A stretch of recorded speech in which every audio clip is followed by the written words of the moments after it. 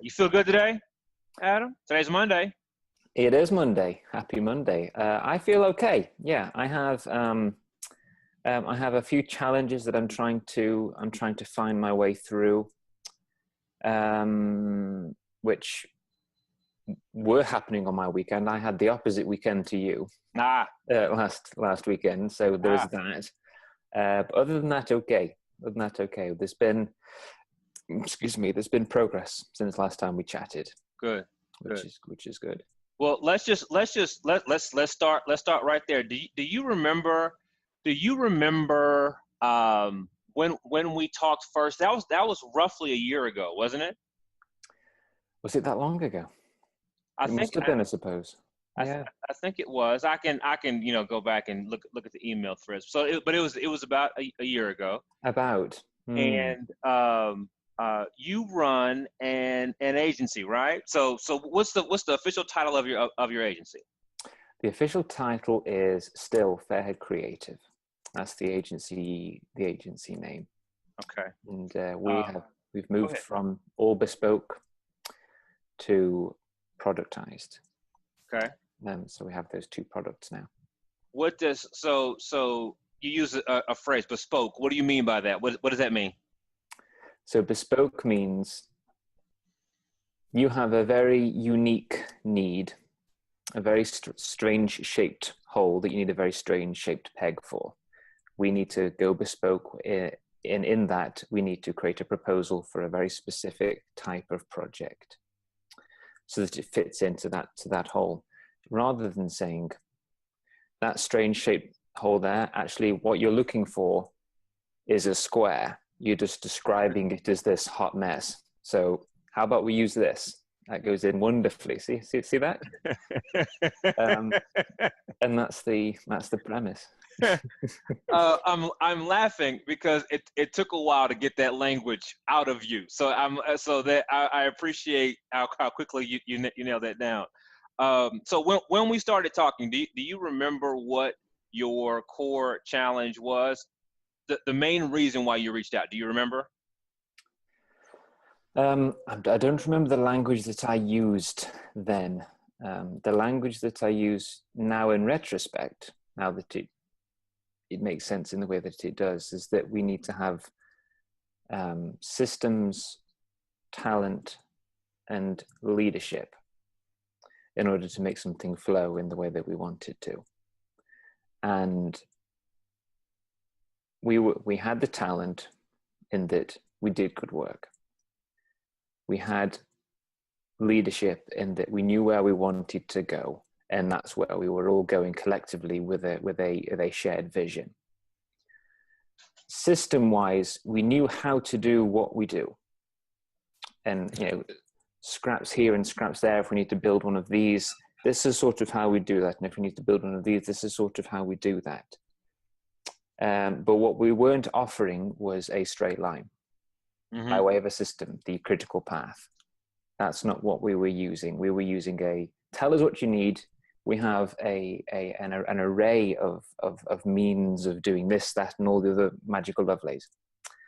And now we are able to say 28 days, 10 steps, 80 tasks, this price.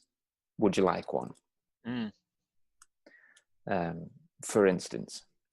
And we're able to look at that as a critical path and say, that part there is amazing. How can we have more of that there? That part there sucks. Everybody falls apart when they get to that part there. That all the questions come out. Why? How can we stop that from happening?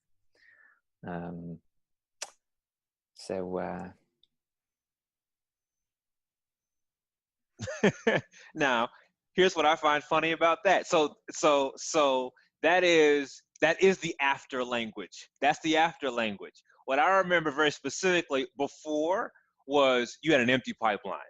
And I remember the first email you sent to me, and you said, Alze, I need to find a way of getting clients.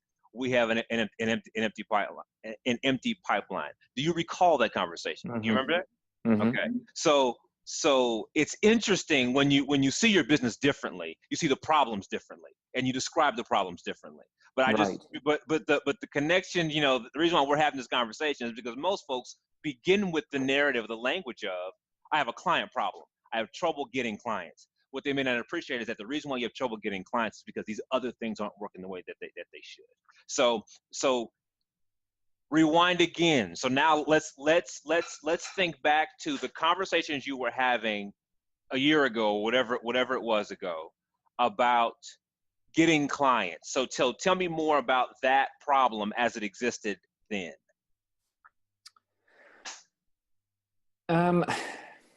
I think that the problem is that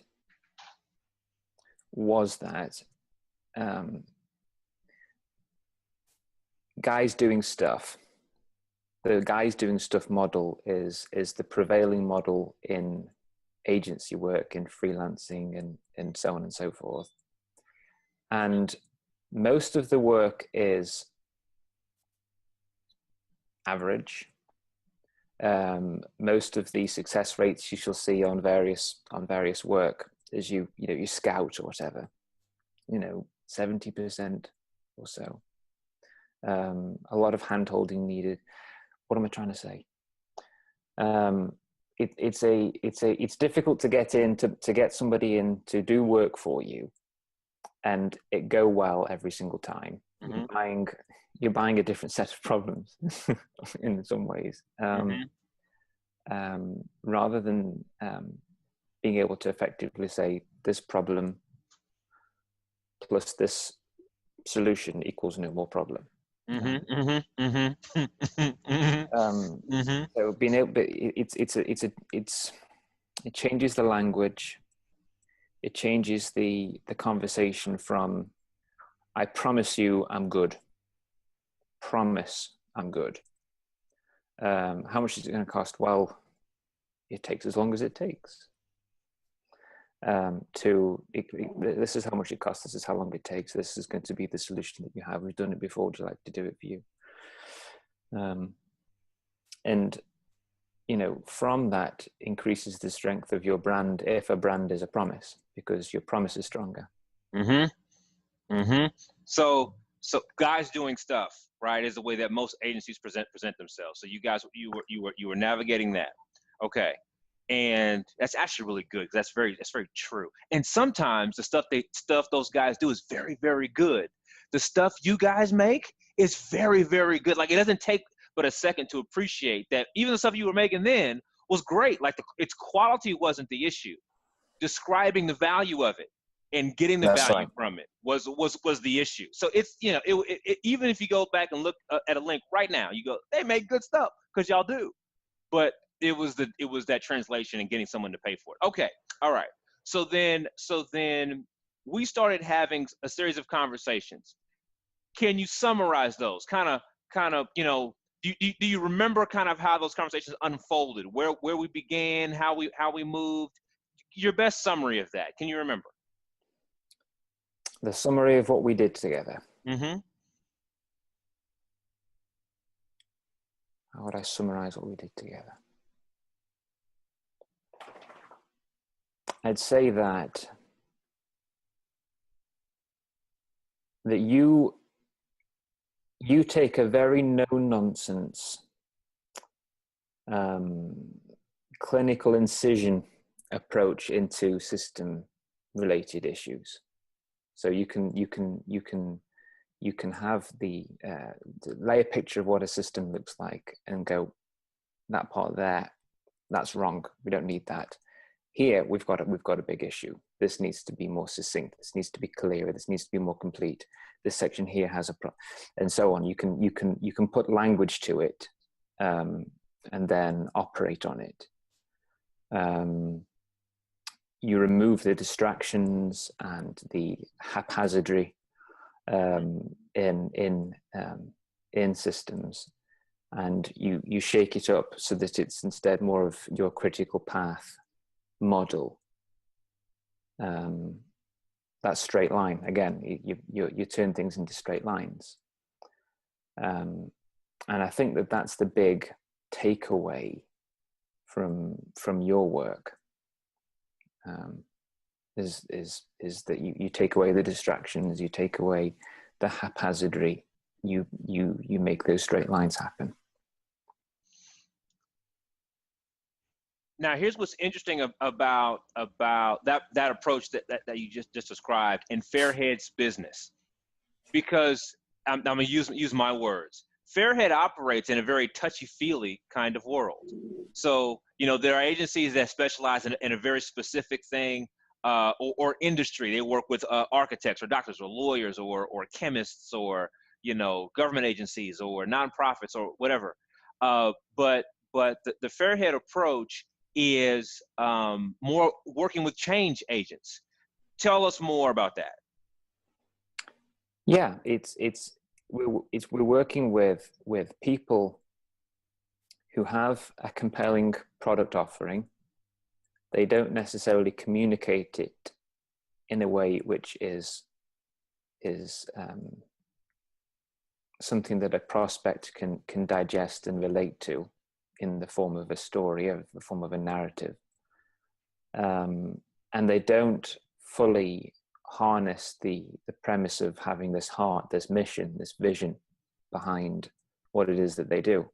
So they have a unique challenge in that they need to enroll people around why they're in business as well as what they're doing. Mm-hmm. A purchase is an expression of a shared belief as well as the product being a good fit for them. So they have more opportunity than, I think, than a traditional business. But they just seem to struggle to communicate that effectively. And often there's a greater sense of responsibility with how they are stewards of their money. So, so the ability to say, this is how much it costs. This is the exact model that we use to communicate your vision to your prospects as a social enterprise. This is when you're going to have it by. Do you have any questions? For those folks who could be watching this or kind of viewing this, you do that so clearly now, but we had to practice that, and so it's clear that even after you've continued to practice that, because it's just so important to be able to say, here's your problem, do you want it fixed? But saying it uniquely in your world just takes it. It's not the way, if you're a guy doing stuff, you're waiting for the client to tell you what the problem is so you can wiggle yourself around their problem. And so your message always changes because your client's problem always changes.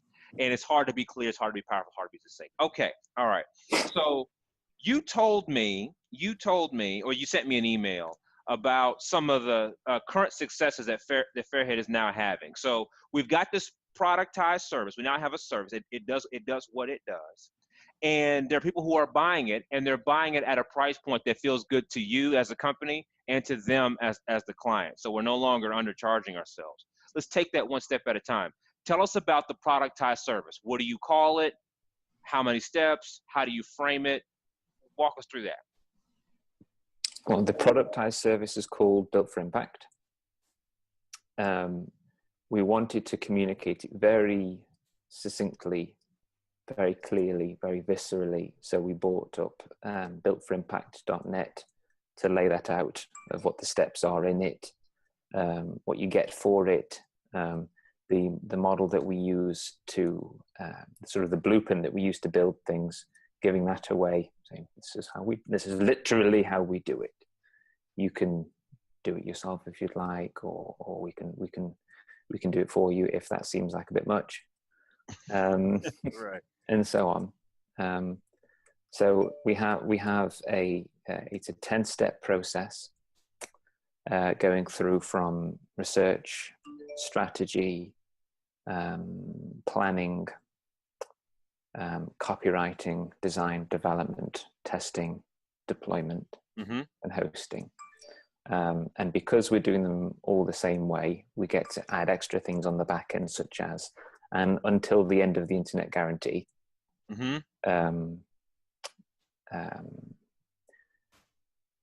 What does that mean, by the way, until the end of the internet? What does that mean? Well, we are hosting all of these sites on a single platform. They're all built in a similar way, so they all get to share certain key pieces of infrastructure. As such, we get to refine the infrastructure over time. If something changes, it's WordPress based. If something in WordPress changes, we're going to be updating it because it powers the entire system. When plugins need updating, or if a module that we've created ourselves needs to be updated, or whatever it might be, we are actively doing that anyway. So as a result, once you've bought a site, a Built for Impact site, you're not buying something that's going to, in 12 months, start to have little warning lights and things in your control panel saying this needs updating, this, you know, is rattled out of place, and so on. It's just going to keep on working. Like it's supposed to, like it's supposed to, like it's supposed to, right? So in the spirit of shaping things in a line, right? You've got these organizations, your potential clients, where profit is important, but also so is the impact that they make. Now they could be profit or for profit, but there's a thing that they do and a reason why they do it, and for that organization, that's important. Their problem is that they're having trouble communicating that using a website. They're having trouble communicating. And so the challenge that I made to Adam and Fairhead, to you, was how would you resolve that? So right now, how would you fix that? What are the steps involved in resolving it? Don't let that be unclear.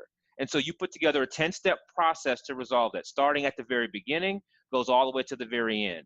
So what they have not only is the research that they need, but an actual website, like a produced website as a result of that process. How long does that process take for Fairhead? At the moment, it takes us 28 days, soup to nuts. So 30 days for a website. Now, for many companies, a website is how long? If you would approach a guys doing stuff and they said, we're going to make a website, how long would they tell you it would take? Gosh, between now and Judgment Day, I suppose, somewhere in there. Right. You've got right. things like copywriting are often not included. There's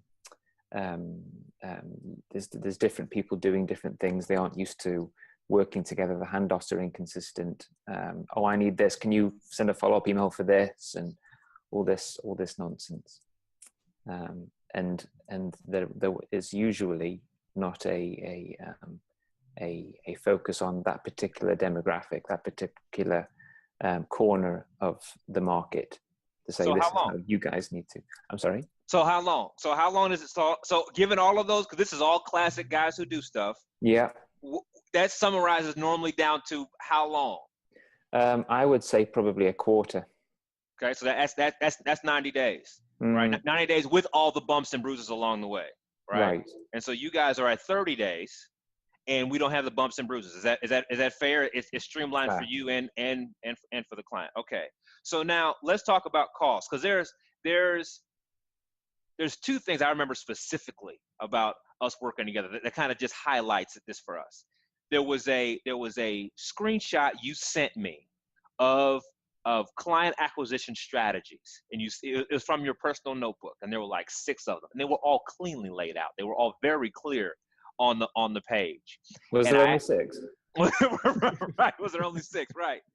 And so my question to you was, well, how many of those are you doing? And you said none of them. And I was like, none of them?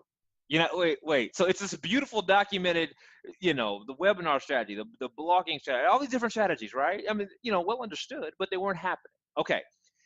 Right now we're talking about your service. So then I said, okay, well, show me the service package. Tell me what you're selling. And you showed me another document. Actually, it had like 9 options, and they had sub tiers. Do you remember this? Yeah. It was a Google share document. You sent it to me. I said, okay, so how many of these are you selling? You told me, well, none of them. I was like, none of them? None of them? So then why are they all so cleanly spelled out if we're not selling them? Okay. The difference there was that the systems part of those 3 parts that feel like critically important, the talent, the leadership, the systems part was, for me, intellectual entertainment at the time. It made sense academically. It sounded good.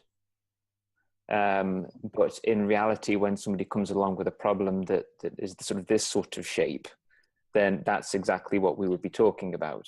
The square never entered into it. So the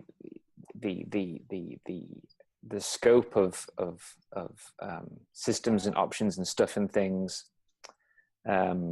we then distilled into a single coherent plan, critical path, and that's become something that we've really leaned in to. So that excellent. How much does, and then we'll just kind of wrap it up and give it total concept. So you guys have, purpose-driven organizations, right? They've got a thing they do and why they do it. They've got trouble expressing their messaging. So Fairhead says we can get that done. It's kind of like Name That Tune. I don't know if you know that show. There's a show in the U.S. where you could guess how many notes you needed to name a song, and so Okay. they'll give you some clues. And you say, well, I could name that tune in 10 notes. I could name it in 6 notes. I could name it in 3 notes. Okay. So it's kind of like, how quickly can you get that done? We can do it in 90 days. We could do it in 30 days. We could do it in 15 days. So they're having trouble telling their messaging, or explaining their messaging. You guys in 30 days can nail that down. You can nail it down and then present it cleanly on a website that's appropriately built. That's appropriately built. By the way, you have a whole philosophy about that we'll kind of skip for now. But how much does that cost? So how are you guys pricing these arrangements? The Built for Impact sites are $9,985. Okay. Is there one price? It's one price. Make that make sense, Adam. Make that make sense. Yes, because there is somebody else who's running an agency right now who says they do one thing at one price. I thought we had to have tiers in gold, silver, platinum, bronze, and titanium. I thought we had to offer 400 different things, and just in case a client needed something. So now you're saying we do one thing at one price. How do you justify that for your agency? How does that make sense for your agency? I think that we are not selling websites or marketing. We're selling a particular outcome that somebody has in mind that they'd like. That they are, bless their cotton socks, trying to articulate as best and fully as they can. And to the social enterprise or social entrepreneur or cause-driven, whatever you might call it this week, there is a prevailing problem, which is how can I get more people who are visiting my site to understand the heart of why we exist, precisely how we solve that problem for the prospect, and to get them to take action. In a way which is memorable, engaging, and so on. That's a problem, and the outcome of which is on the other side of a Built for Impact site. If we were to do a smaller version, we would be cutting out things that would need to be there. If they didn't need to be there, they wouldn't be there. So we can't go smaller. We've measured in the system. We don't measure each step in hours, we measure each step in minutes now. Look at that. It's like, where's the time going? Like that section there, we are consistent. We have, we consistently call it 18 minutes over. But that part there, we're going, we need more time there. So I can't find a way of bringing the price below that. Given the scope that we're doing, and that is a challenge. That's the new intellectual entertainment. How can we get more bang for buck out of this? How can it be a more efficient running machine? And we don't sell larger than that because that's going to get you to where you want to go. If there are other things that you want on top, then that's lovely. But this is where you want to go. So why don't we just go right ahead and go, you know, if you want to buy a ticket from Atlanta to London, you know, being able to get all the way through to Zagreb, Croatia, that's further. That's cool. But that's London would have done. Excellent. So then translate, how are clients receiving this, right? So it's working for you, it's working for the agency, it feels good. But we've got to sell this thing to people, right? Someone's got to buy it. So as you are having these problem solution conversations, as you are talking about solving this problem for them, how are clients receiving it? Do they get it? Are you being met with these huge objections? What's that general flow like? I think that the biggest difference in flow is that you are in the conversation. You're separate. Well, two things: you're separating yourself from everybody else who is guys doing stuff. I'll build your website. It'll be awesome. Promise. I'll build you a website. It'll be awesome. Promise. I'll build your website. It'll be awesome. Promise. Various different prices, various different scopes, and 10-page proposals. And we'll make you one of these. This is what it costs. We can start tomorrow. So we have one of these. It's a product, and it's in stark contrast to all of this. The other part that's different about it, I think, is that we can. I like to say we can stop the search. Is that if you're coming along with a particular challenge, a particular problem, a particular pain, and we can say we'll solve that in its entirety. We've documented it thoroughly. We aren't just talking about what the hot web design trends 2017 are. We're talking about how to tell a compelling story as a social enterprise, social entrepreneur online. We get the opportunity to serve them more fully and completely, to add all manner of risk reversal and stuff and things and lovelies and niceties that we couldn't do if we were just sort of scrambling for projects with 10-page proposals. So now I'm asking an even more direct question. So you're talking to this potential client, right? And we realize you said we can make you one of these things that solves this problem, and it costs $10,000. Are clients jumping out the window in fear? Are they running to you with their arms open in love? What happens at that moment? Intellectually, this is a very scary moment, but you're having these conversations. What actually happens when you tell them how much it costs to get it done? I think some people will look at it and think, I didn't even know a website could cost that much money. It's like, well, then I recommend you go hit up Wix.com and build your own. Like, if that's the space that you're in, then I don't want you to buy one, because it's gonna hurt you to spend more than is conceivable for your organization. I think that because I know that the price is a steal for what you get for it, you know, that helps deliver it in a way which can articulate that. If I tell you that I can sell you a car today and it costs $30,000, you might think, I can get one for 11. It's like, yeah, it's a Ferrari. It's like, oh snap! Like, right, 30 grand? Really? What's wrong with this? You know. So the value proposition moves from, I like to think, from price to value. Last thought on that. Are you finding them hard to sell? Bottom line, are you finding them hard to sell? No. When we have the right prospect, then no. If we're talking to, you know, a network marketer, they aren't a target market for a 10K built for impact site. If we're talking to a social enterprise, then the conversation seems to be relatively easy. The value proposition is strong. The opt-ins and the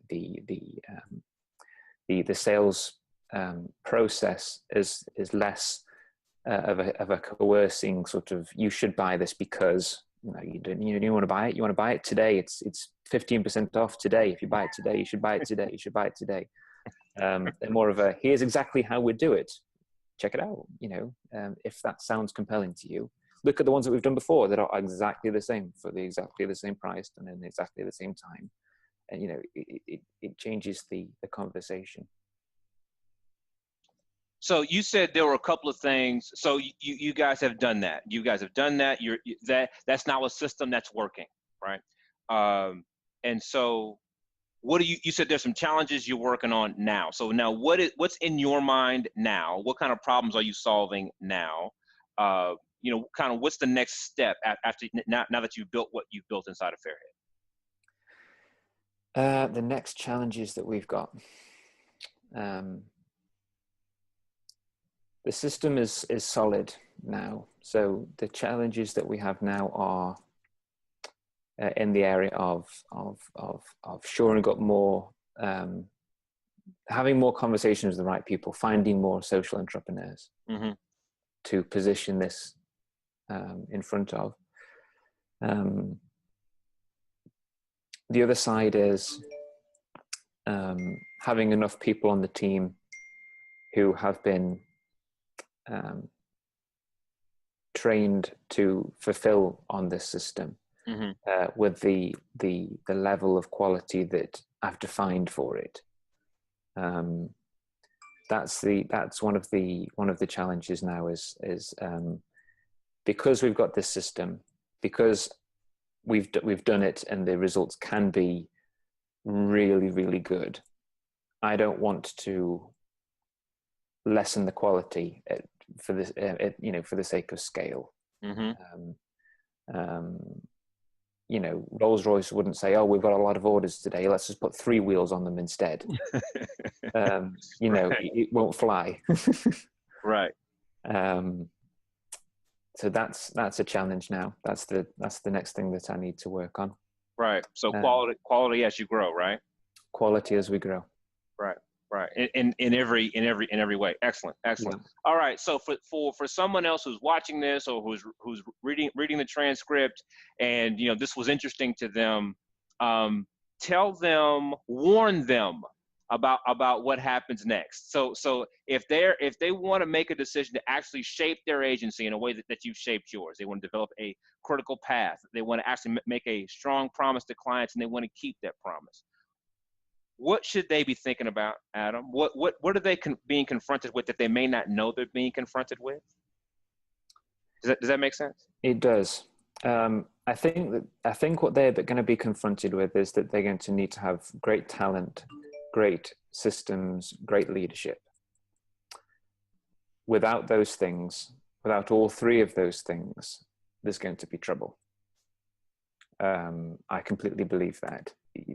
Those are all essential. For the systems part, this gentleman here. I appreciate that. 100%. So it's, I'm sorry, go ahead. No, just 100%. So Adam, you and your team brought good bones to the table. Again, I looked at what you guys were creating, and it was already good. So there were things that you guys were making in your world that were good. The question was, can we turn it into a straight line? Can we give it a critical path? Can we make an awesome promise out of those things? Or do you want to just keep offering these things in one-offs? You can. I mean, there are places that do that. It's just hard to manage. And so you guys brought stuff to the table, and we were able to get it refined. So kudos to you, sir. And I really respect the fact that you guys did the work to make it happen. There's a lot of invisible things that we didn't have time to talk about today that are necessary to pull this together. Gosh, I wish we covered them. Probably about that much of this notebook is all you. This one I've got out at the moment. That's my Alze book. Yeah, there are a lot of details to kind of fold in, but you have to make a decision that you want to run a better agency. And Adam made that decision. You made that decision, and so from there we get to do the work. So so kudos to you, sir. Thank you so much for your time, and best of luck. Thank you. Pleasure's all mine.